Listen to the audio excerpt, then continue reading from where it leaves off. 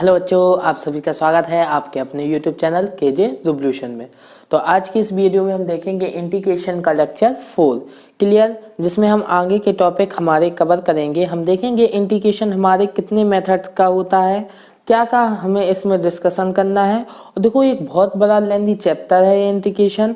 अगर आप सोच रहे होगे कि जल्दी कंप्लीट हो जाएगा जल्दी जल्दी, तो नहीं होगा। देखो, यहाँ पर इस चैनल पर अगर आप पढ़ रहे हो तो हर चैप्टर का डीप डिस्कशन मिलेगा। अब डीप डिस्कशन के लिए लेक्चर थोड़े लेंदी हो सकते हैं, क्लियर, नंबर ऑफ लेक्चर लेंदी हो सकते हैं, लेकिन अगर मैं बात करूं पर्टिकुलर एक लेक्चर की, तो वो मैं ज़्यादा 30 मिनट से एबव कोई रखता ही नहीं हूँ, क्लियर।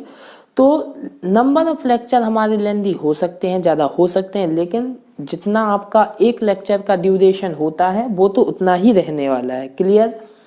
तो आज हम देखने वाले हैं, देखो इंटीग्रेशन तो हम डिस्कस कर ही रहे हैं, लेकिन इंटीग्रेशन भी हमारा दो अलग अलग प्रकार का इंटीग्रेशन होता है, जिसको हमें समझ लेना है कि जो इंटीग्रेशन होता है ये भी हमारा दो प्रकार का होता है। ओके, एक होता है हमारा डेफिनेट, क्लियर, एक होता है इनडेफिनेट।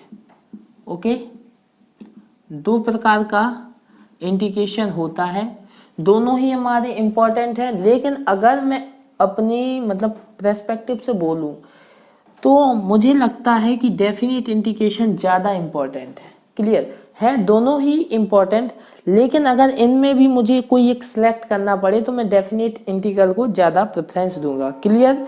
तो अभी हम पहले डिस्कस कर रहे हैं क्या, हमारा इनडेफिनेट इंटीग्रल, क्लियर, जिसके भी हमारे पास 4 पार्ट होते हैं, क्लियर। इसके भी कितने पार्ट होते हैं, 4 पार्ट होते हैं, क्लियर। इसके अंतर्गत भी हमें 4 जो मेजर पार्ट हैं वो डिस्कस करने हैं।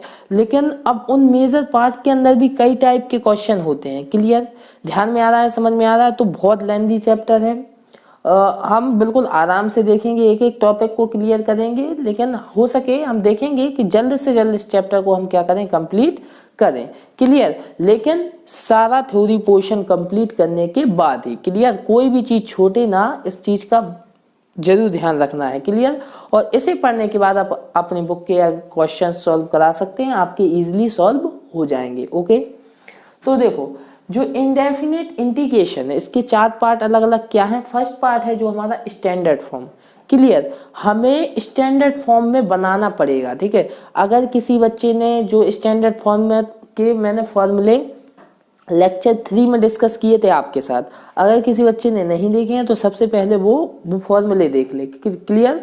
उस फॉर्मूले को आप अगर देख लोगे तो आज का लेक्चर आपको समझ में आएगा, ठीक है। बेसिक इंटीग्रेशन आपको पता होना चाहिए कि जैसे कि साइन एक्स का इंटीग्रेशन माइनस के कॉस एक्स, इस सारे फॉर्मूले मैंने लर्न आपको करा दिए हैं, प्रूफ भी कराए थे, आप लोग लेक्चर 3 में जाके देख सकते हैं, क्लियर। तो आइए हाँ, सेकंड मेथड क्या है, सब्स्टिट्यूशन मेथड, एक इम्पॉर्टेंट मेथड है, ये भी बहुत लेंदी जाएगा। ओके, स्टैंडर्ड मेथड तो छोटा सा मेथड है, आज ही वीडियो में खत्म हो जाएगा, केवल बेसिक चीजें समझनी है हमें इसकी, क्लियर। और इंटीग्रेशन बाय पार्ट्स, ये भी अच्छा है, थोड़ा लेंदी ये भी होगा। और integration of partial fraction, clear. A major, अगर इनडेफिनेट इंटीग्रेशन की बात करूं तो मेजर तो हमारे 3 पार्ट होते हैं, लेकिन हाँ एक भी पार्ट होता है स्टैंडर्ड फॉर्म वाला, क्लियर। तो आज का लेक्चर हम हमारे फर्स्ट टाइप स्टैंडर्ड फॉर्म से स्टार्ट करने वाले हैं, क्लियर। अब स्टैंडर्ड फॉर्म में होता क्या है, अरे क्यों लगाए हम ये मेथड की, क्या है इसमें लॉजिक क्या है। देखो, सबसे इजी मेथड और सबसे सिंपल मेथड की अगर मैं बात करूं तो वो हमारा क्या है, स्टैंडर्ड फॉर्म है। क्यों है, क्योंकि देखो कुछ ना कुछ आपको जो फंक्शन दिया होगा, बेसिकली मोस्टली तो आपको फंक्शन स्टैंडर्ड फॉर्म में बनाया होगा ही, क्लियर। लेकिन अगर स्टैंडर्ड फॉर्म में नहीं है तो आपको 1-2 स्टेप करने पड़ेंगे और वो ऑटोमेटिक कन्वर्ट किस में हो जाएगा, स्टैंडर्ड फॉर्म में हो जाएगा। तो अगर स्टैंडर्ड फॉर्म के मेथड की मैं डेफिनेशन की बात करूं तो ऐसा फंक्शन जो स्टैंडर्ड फॉर्म में नहीं है, लेकिन थोड़ा सा प्रोसीजर करने पर, थोड़ा सा मेहनत करने पर वो स्टैंडर्ड फॉर्म में कन्वर्ट हो जाए, क्लियर, देन ऐसे टाइप के क्वेश्चन को हम किस कैटेगरी में रखते हैं, स्टैंडर्ड फॉर्म के मेथड, मेथड में रखते हैं। क्लियर? तो आइए बिना किसी देरी के हम क्वेश्चंस को स्टार्ट करते हैं, क्वेश्चन के थ्रू इसकी बेटर अंडरस्टैंडिंग लेंगे। ओके, तो आइए देखते हैं आज का फर्स्ट क्वेश्चन क्या है। क्लियर? अब आप सभी को पता है लेक्चर 4 है, तो लेक्चर 3, लेक्चर 2, लेक्चर 1 जिन बच्चों ने मिस कर दिए हों वो जाके देखें, वहाँ पे आपको और अच्छी फीलिंग आएगी इंटीग्रेशन से रिलेटेड, क्योंकि आपको फिर ये पता होगा कि इंटीग्रेशन होता क्या है बेसिकली। ओके, तो आइए स्टार्ट करते हैं आज का फर्स्ट क्वेश्चन। फर्स्ट क्वेश्चन क्या है हमारा? जो फर्स्ट क्वेश्चन है उसको देखते हैं हम।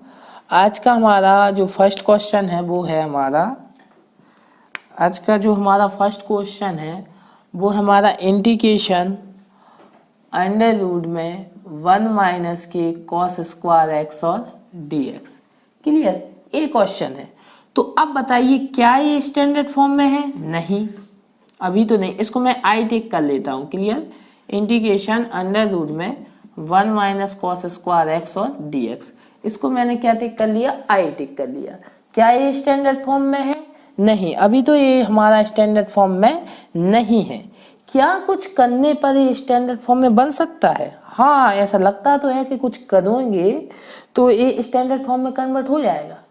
बताइए क्या करें?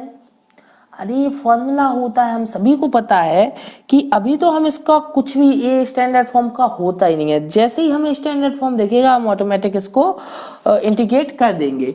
ओके, तो देखते हैं क्या होता है। i is equal to integration under root में 1 माइनस कॉस स्क्वायर एक्स हमारा क्या होता है? साइन स्क्वायर एक्स और dx। सारे बच्चों को पता है कि नहीं है? इंटीग्रेशन अंडर रूट के बाहर निकलेगा तो साइन एक्स होगा और dx। अब बताइए अब क्या स्टैंडर्ड फॉर्म में है? हाँ, अब तो है स्टैंडर्ड फॉर्म में, है कि नहीं है? अब तो हमारा इजी फॉर्मेट है। साइन एक्स एक स्टैंडर्ड फॉर्म होता है जिसका इंटीग्रेशन हमें करना आता है। ओके, तो बताइए क्या होगा साइन एक्स का इंटीग्रेशन? आप सभी को पता है, मैंने आपको सिखाया भी है। साइन एक्स का जो इंटीग्रेशन होता है वो होता है हमारा माइनस के कॉस एक्स प्लस सी। ओके, तो ये हमारा फाइनल क्या होगा? हमारा आंसर होगा। क्लियर? समझ में आया स्टैंडर्ड फॉर्म क्या है? हमने पहले क्वेश्चन को देखा, हमें कुछ समझ में नहीं आया था क्या करना है, कोई स्टैंडर्ड फॉर्म हमें दिख ही नहीं रही थी। हमने थोड़ा सा कैलकुलेशन किया, थोड़ा सा सॉल्व किया, तो सॉल्व कराने पर हमें एक स्टैंडर्ड फॉर्म मिल गया और उसका इंटीग्रेशन हमें आता था, इसलिए इंटीग्रेशन कर दिया। क्लियर? तो इस क्वेश्चन को नोट डाउन कर लीजिए सारे बच्चे। ठीक है, नेक्स्ट क्वेश्चन पे मूव कर सकते हैं। ठीक है, नेक्स्ट क्वेश्चन देखिए सारे बच्चे, क्या है हमारा नेक्स्ट क्वेश्चन? हाँ, तो सेकंड क्वेश्चन हमारा क्या है? सेकंड क्वेश्चन को देखते हैं। सेकंड क्वेश्चन हमारा क्या है? ओके, सेकंड क्वेश्चन है i is equal to integration x की पावर माइनस की 3/4 और dx। क्या ये हमारा स्टैंडर्ड फॉर्म में है? हाँ, ये हमारा किस में है? स्टैंडर्ड फॉर्म में है। क्यों? कौन सा फॉर्मूला होता है? हम जानते हैं कि x की पावर n dx इस टाइप का फॉर्मूला हो तो उसका इंटीग्रेशन x की power n+1 upon n+1 plus c होता है। तो यही फॉर्मूला अप्लाई होगा।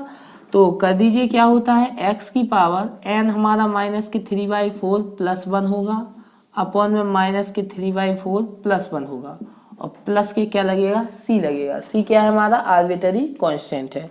ठीक है, कराते हैं, एलसीएम वगैरह लेते हैं। तो x यहाँ पे 4 3 में से सब्ट्रैक्ट होगा तो 1/4 बचेगा, यहाँ पर भी 1/4 आएगा, तो यहाँ से 4 हमारा ऊपर जाएगा, तो और प्लस में c हमारा एज इट इज चल रहा है, तो 4x की पावर 1/4 प्लस c, ये हमारा क्या होगा? हमारा फाइनल आंसर होगा। क्लियर हुआ सारे बच्चों को कि नहीं हुआ? तो कर लीजिए, इसको भी नोट डाउन कर लीजिए सारे बच्चे। ओके, कर लीजिए, नोट डाउन कर लीजिए। हो गया? नेक्स्ट क्वेश्चन पे मूव करें। ठीक है, नेक्स्ट क्वेश्चन देखिए आप सभी।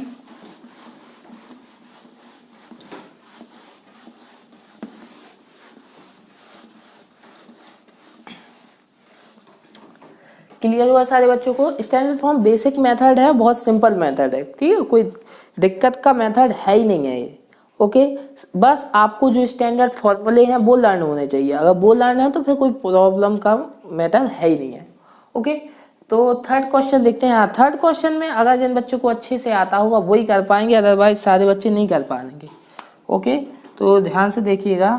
जो हमारा फर्स्ट क्वेश्चन है उसको ध्यान से देखिए। क्या थर्ड क्वेश्चन क्या है, i is equal to integration e की पावर log x बेस में e है dx। बताइए कितने बच्चों को आ रहा है क्वेश्चन, कौन कौन कर पाएगा, कौन कौन नहीं कर पाएगा, बताइए, सोचिए। कितने बच्चों को आ रहा है? अगर आपको एक फॉर्मूला आता होगा तब कर पाओगे, अदरवाइज नहीं होने वाला। सिंपल है ना। अगर कुछ चीज़ें हमें मैथ में पुरानी चीज़ें नहीं आती हैं तो नई चीज़ें सीख ही नहीं पाएंगे ना हम। समस्या तो ये है, इसलिए बोलता हूँ कि पिछला हमें बहुत अच्छे से आना चाहिए। अगर पिछला ही नहीं आता तो नया कैसे सीखेंगे? क्लियर ना? हाँ, तो पिछला आना चाहिए।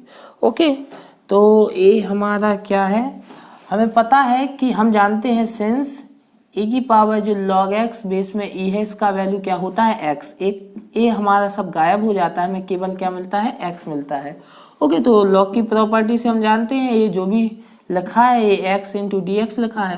देन अब तो इजी हो गया। अब x का हमारा इंटीग्रेशन, तो x की power 1 plus 1 upon 1 plus 1 plus c, अभी फॉर्मूला लगाया था n प्लस 1 वाला, तो यहाँ से एक्स स्क्वायर अपॉन 2 प्लस सी, ये हमारा क्या हो जाएगा, इंटीग्रेशन हो जाएगा। तो कर लीजिए, इसको भी नोट आउट कर लीजिए सारे बच्चे। कर लिया? ठीक है, सिंपल क्वेश्चन था ना, जल्दी हो जाएगा। ठीक है, नेक्स्ट क्वेश्चन देखते हैं। बताइए नेक्स्ट क्वेश्चन कैसे करेंगे। जो फोर्थ क्वेश्चन है उसमें i इज इक्वल टू क्या है, हमें गिवन है 1 अपॉन cos x और dx, 1 upon cosec x। Okay, इसका डेरिवेटिव सॉरी इंटीग्रेशन करना है। डेरिवेटिव तो हम बहुत डिटेल में और बहुत ज़्यादा पढ़ चुके हैं। क्लियर? अब इंटीग्रेशन की बारी है, तो इसके साथ नाइंसाफी नहीं करते हैं, इस पर फोकस करते हैं। लेकिन अगर आप बताइए कि आपका कोई फ्रेंड है, आप उसके सामने किसी दूसरे फ्रेंड की तारीफ कर रहे हो तो उसे तो अच्छा नहीं लगेगा ना, बुरा लगेगा। इसी तरीके से इंटीग्रेशन चल रहा है, इंटीग्रेशन का जिक्र करते हैं, डिफरेंशिएशन नहीं ना, तो इंटीग्रेशन क्या होगा, बुरा मान जाएगा ना, बुरा माना तो गड़बड़ हो जाएगा। ओके, हाँ, तो इसको कैसे करेंगे? क्या कोई ऐसा लॉजिक हो सकता है कि हमारा कोई ना कोई स्टैंडर्ड फॉर्म बन जाए? हाँ, क्या हो सकता है, हम जानते हैं कि 1 अपॉन कोसेक एक्स हमारा क्या होता है, साइन एक्स होता है। तो साइन एक्स का इंटीग्रेशन तो हमें पता है बहुत अच्छे से, माइनस के कॉस एक्स और प्लस में सी, तो फाइनल आंसर हमारा ए होगा। क्लियर? अब यहाँ पर क्वेश्चन हमारे फिनिश हो गए, लेकिन फिर भी मैं आपके साथ एक क्वेश्चन डिस्कस करना चाहूँगा कि बताइए अगर sec x into cot x और डी एक्स है तो क्या हम इसका इंटीग्रेशन कर सकते हैं? हाँ, ऑफकोर्स कर सकते हैं। क्लियर? और बेसिकली अगर बात बोलूँ तो बहुत अच्छा इसी टाइप का है।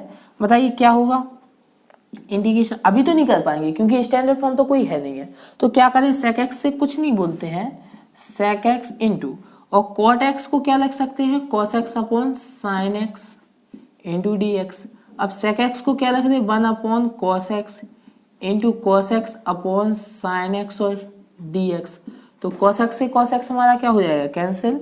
तो यहाँ से i is equal to 1 upon sine x और डी एक्स मिलेगा।